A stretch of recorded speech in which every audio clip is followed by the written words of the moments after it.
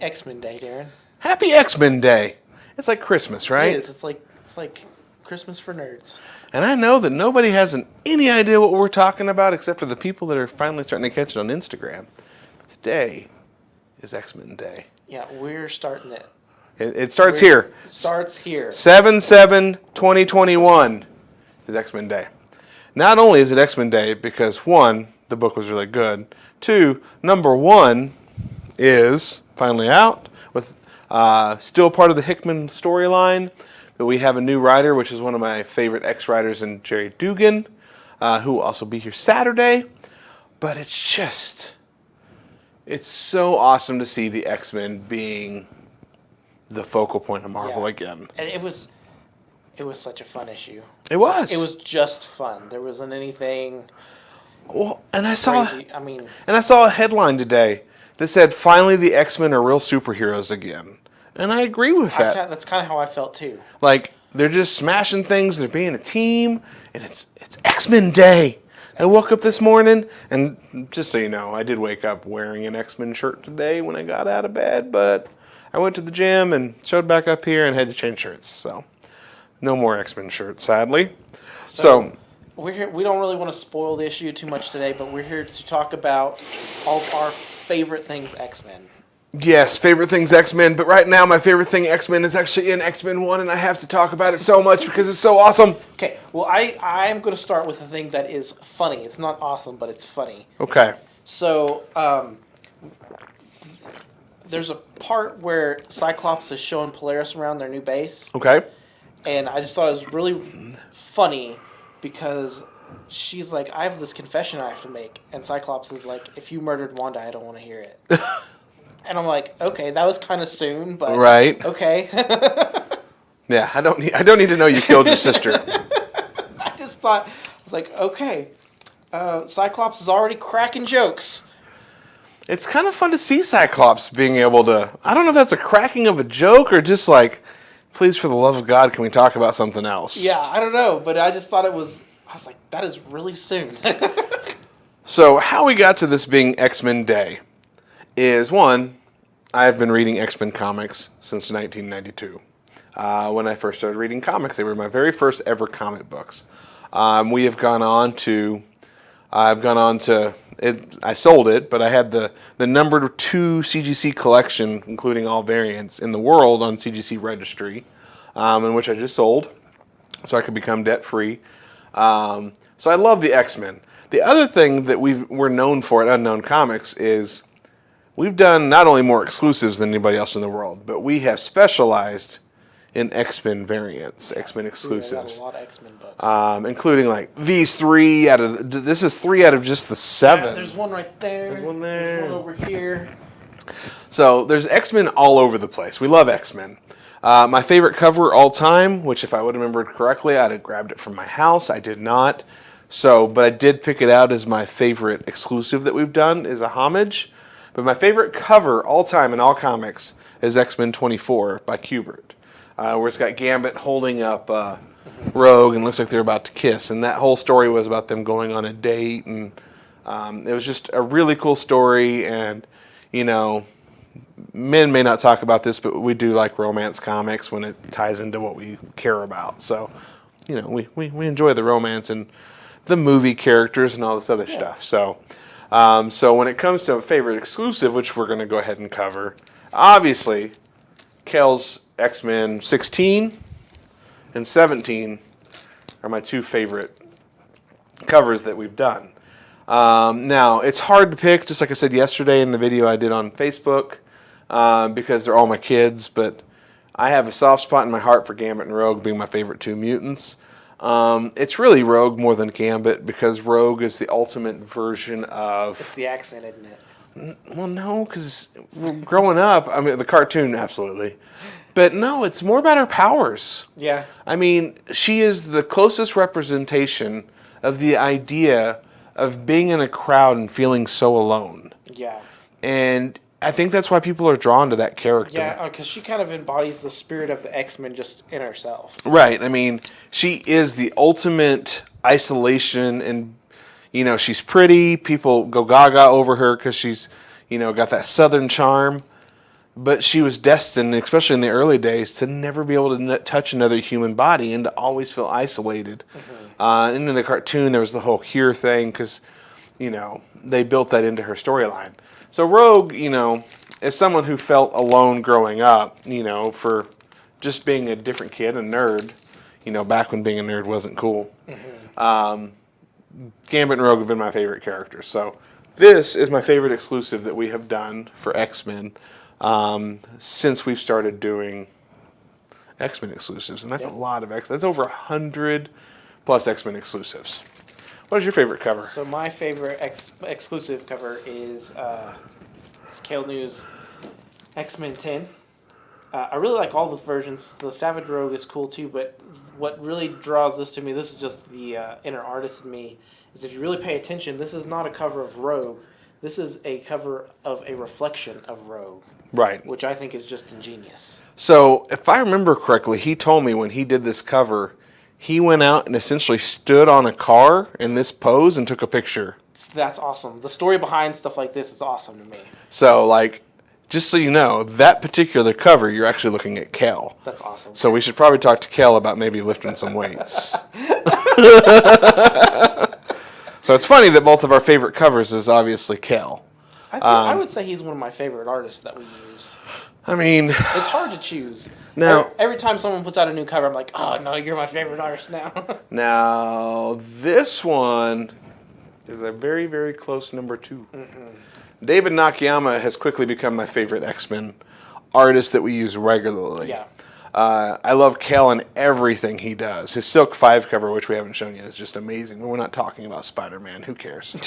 We're talking X-Men Day. Is it Spider-Man Day? No. No Spider-Man Day. If Batman gets a day, why can't X-Men just have their own day? And most purists are going to say it's in September. You're wrong. Because it's July. It's today. It's today. It is. I'm sorry, guys.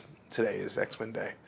Tell them about the contest that we're running, or a way that you can actually, if you help us make X-Men Day a thing, we are giving some stuff away. So here's what we're doing. On any of the social medias, Instagram, Facebook, Twitter, post a picture of you with your favorite X-Men swag, be it a t-shirt, a comic, whatever it is. Post a picture of it and hashtag it X-Men Day. And tag us. That way we can find it. Right. So tag us and hashtag it, and then we're going to be picking out 5 people who are going to win. 5 people get Kale's homage cover for X-Men 1. Which is the only way to get that book is either buying it from a convention or buying it in the bundle. You can't just buy the homage cover on the website. And it's another cool story in that because he made it just to be in the background of his cover over there. He wanted to make sure that this looked legit, so he went through and redrew a whole nother cover, and then Marvel's like, hey, this is actually legitimately like an 11 by 17 thing. You want to use it? Yes, please. Yep. And then if we get 100 people to participate, we will be giving away 1 set of X-Men 1 through 21 out of Hickman's run. Yes. All 21 issues of the Hickman run. All exclusives, as long as we get 100 people participating. And I think I'll give till tomorrow for everyone to participate. You just have to hashtag X-Men Day. Yeah, till tomorrow. But I have to talk about this. We talk about favorite moments. This is kind of a spoiler. So if you're not into spoilers, this is the time for you to leave. Have you left yet? Are you still here? If you're still here, it's time. So Gerry Duggan, you may not be able to see this very close. This right here. In fact, I'm going to get up. We're going to come closer to the camera. This right here is the greatest thing that has been made in X-Men history in a long time. It is a mutant Megazord. Their powers have come together to create a giant fighting robot. And it's amazing. Thank you, Gerry Duggan, for this moment. Look at it. It's pretty fantastic. I won't tell you how they power it, but I will tell you it takes the entire team's powers to run this robot.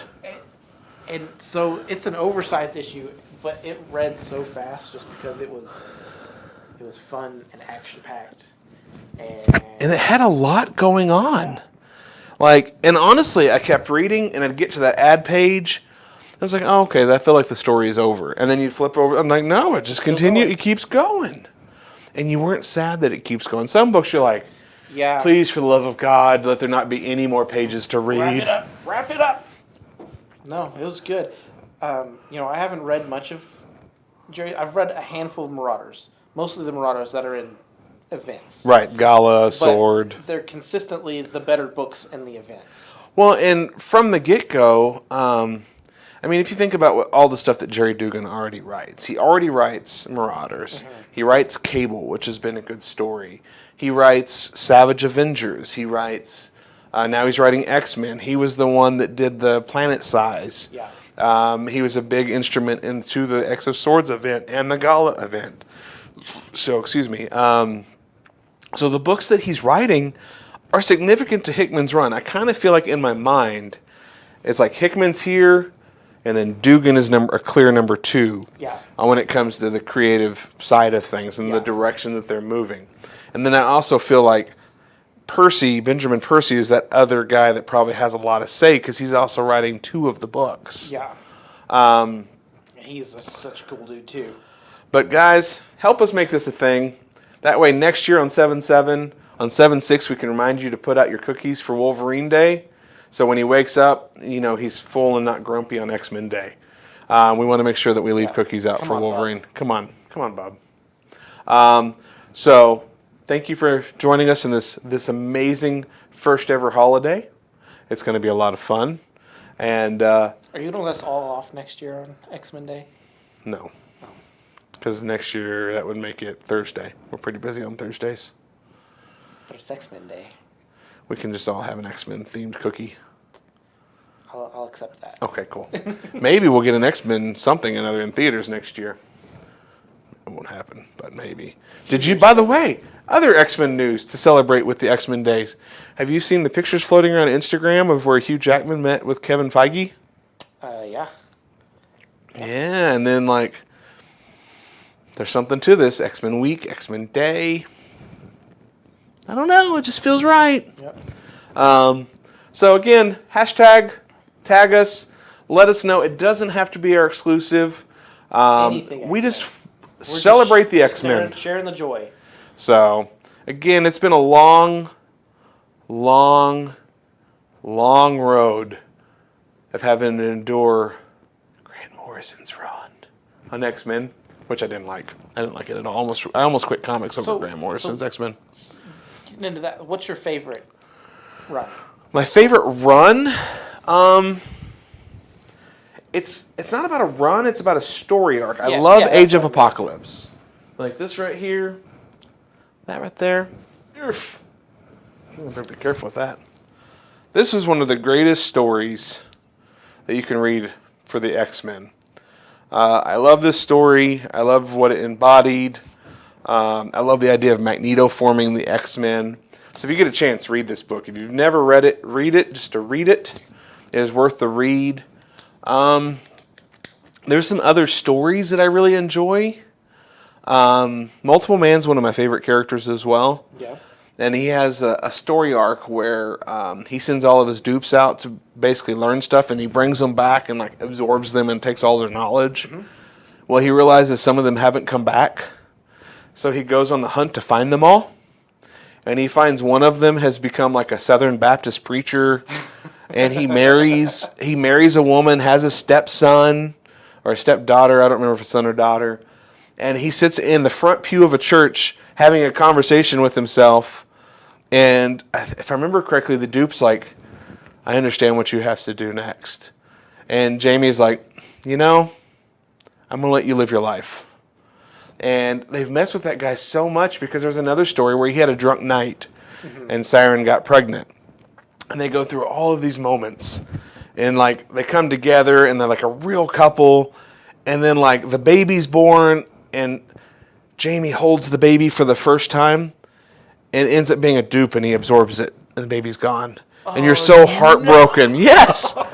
So, Awful. Again, there's so much. Like, not only is X-Men a great read, but if you find, like, Peter David's run on X Factor, it is all... I mean, Peter David's an excellent writer, but he had just an epic, entertaining run on X Factor. There was a moment where Darwin... where Hela came and basically touched Darwin to kill him, and he just became Death. Because Darwin evolves into whatever tries to kill him, so he literally became Death. So many great stories, so many great characters. And what's awesome about X-Men is a character you may not know anything about that'll be showing up tomorrow, maybe super important 20 years. I mean, who would have ever thought Gold Balls from the Bendis run, from All New X-Men and Uncanny X-Men from 7 years ago, would be one of the most instrumental characters of how Krakoa works now. Oh, yeah. Like, who would have thought Gold Balls? Come on, man. And then you have storylines and upon storyline. Another one that's not core X-Men, All New X-Men run, early Mark Brooks art, by the way. Okay. Was an incredible story. It was all about all these new characters coming together, and it was a very emotional read because a lot of those characters died. Yeah. So, I don't know. There's so many good X-Men story arcs, so many good things to read. About the only thing X-Men I've never cared for was the Ultimate storyline of X-Men. I didn't care much for that. I don't care for most of the Ultimate Universe. Only Ultimate Spider-Man. Mm-hmm. I did like Ultimate Fantastic Four. That's a lie. I did like Ultimate Fantastic Four. Again, celebrate. Tell us your favorite story, too. Again, there's always going to be something. I've been reading since 1992. I was one of the guys that got pissed off when I saw the ad, Death of Xavier, in the back of a comic book right before it happened. I'm like, I'm going to have to quit comics. You can't kill Xavier. Kind of like how Spider-Man fans got with Peter Parker. Yeah. And then it ended up being one of my favorite storylines. Same thing with when Peter Parker died in ASM 700. Yep. Superior Spider-Man is now one of my favorite storylines. So usually when they do something that's going to piss me off, I end up like, oh, this is actually really awesome. Yeah. So what do you think? What do you have? Anything? No, that's it for me. All right. Well, I think we're done here. Thank you guys for watching. And remember, tag those posts, #X-Men, and we'll see you next time. Happy X-Men Day.